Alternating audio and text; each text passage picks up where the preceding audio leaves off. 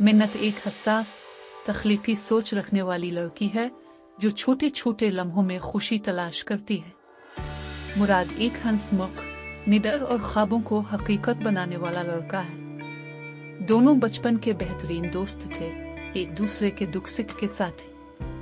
बरसों बाद एक पुरानी डायरी और एक यादगार खिलौना उन्हें फिर माजी में ले गए।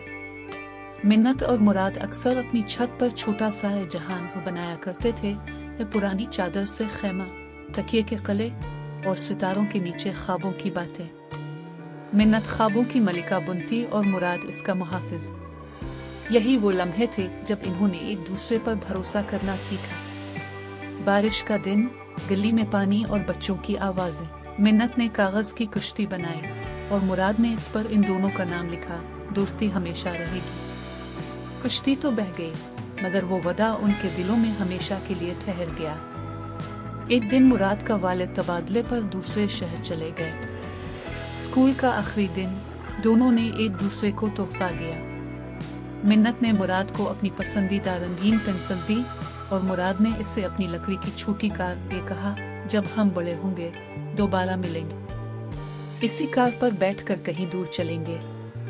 अब वो दोनों बड़े हो चुके हैं, अलग अलग शहर, अलग जिंदगी।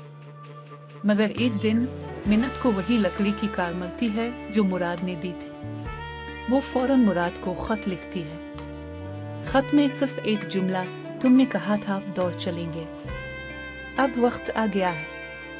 मुराद भी वही पेंसिल आज तक संभाले बैठा था।